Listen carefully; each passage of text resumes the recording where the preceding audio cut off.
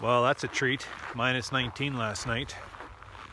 It was 20 degrees colder for the last 2 weeks, I think it was, for a long time. And just so happens through that cold weather, the boiler in my honey house kicked out,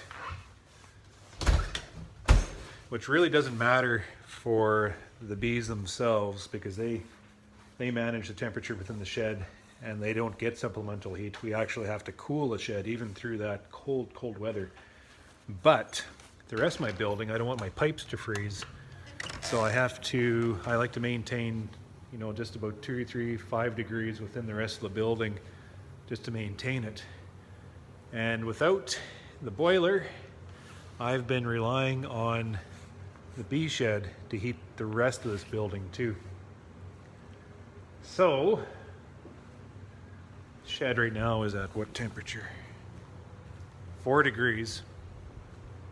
The shed has held 4 degrees all through that cold weather.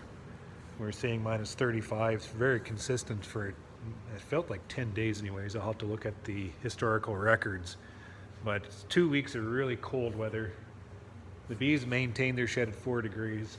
At night, I open up this door between the hot room and the extracting room to heat the rest of the building to keep it be at 4 degrees. So this is Fahrenheit, that's 38 degrees there. So those bees, when you look at the amount of work, the amount of energy off those hives, they've been maintaining a 50 by 80 shed, a 12-foot ceiling, at 4 degrees through terrible cold weather. And I guess you can call that a little bit of cost recovery because my boiler hasn't been going, so I haven't been spending money on electricity to heat the boiler to maintain the rest of the facility. The bees have been doing it for me. The only problem is it's been extremely cold sitting at my desk doing business, so I'm kind of moving some of that work into my house and getting my book work done while the fire is roaring. But the daylight seems to be creeping up on me again, which is really reassuring. We're 7:30 and it's already light out. And it's kind of caught me. I forgot that I have this door open, so got to close this door so my girls don't start figuring they can fly.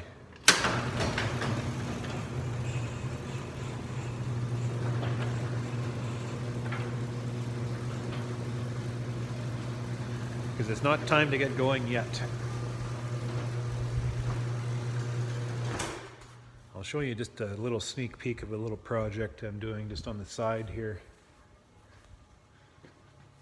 It's cornmeal, and I've pulverized it. And I'm going to fortify that with vitamins and minerals and a whole bunch of good stuff. We are going to add some fats to that, an interesting little project. And I'm going to put that out as open feed. I'm going to change my strategy this spring a little bit.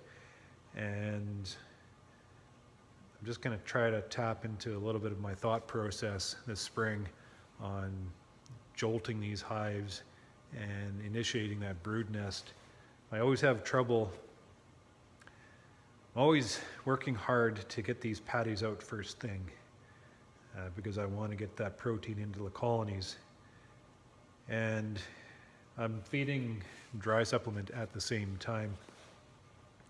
And it just seems like those bees, they'll take the patties, but they're not really quite interested in that protein that we provide within the colony. And it's kind of frustrating. We'll put all this type of work into getting those early patties on, and they're just nibbling away at it. That's what's that about. But at the same time, they'll take down bags and bags of this dry stuff.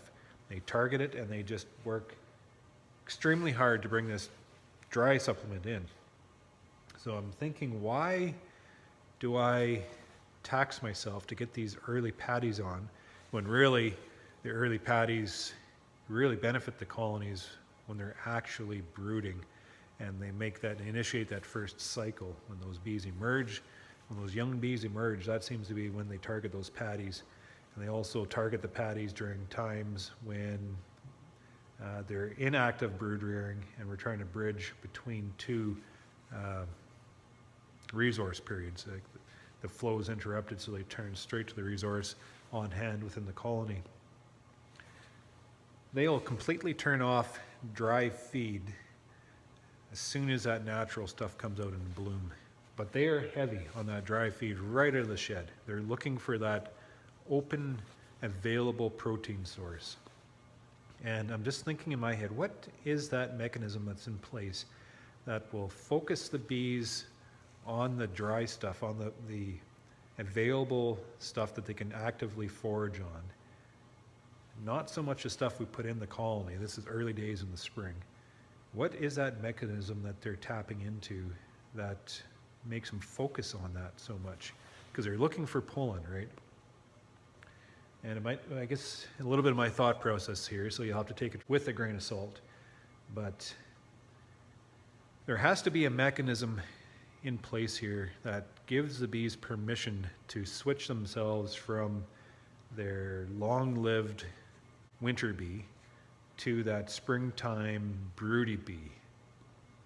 What is that mechanism that provides that trigger which allows them to make that transition from conserving all the resources within their bodies to using those resources to help rear that spring brood? I call it that springtime flip. What is that mechanism? There's a lot of talk and a lot of study, and they show that part of that mechanism is the actual act of flying, getting out and flying, and just the change in balance of the hormones within the nest. And that makes a lot of sense. But there's got to be something else there too. It can't just be activated just strictly on flight. And I'm thinking it's probably the inflow, or it could be the inflow of actual resource coming into that colony. Not the patty on the colony. I think that early days, they look at that patty as being reserve, just like the reserve pollen within that nest. They use that to be able to bridge the development of that nest. But I'm looking at that pure and basic trigger that gives those winter bees permission to start brood rearing. And I think that has to do with flight and incoming resource.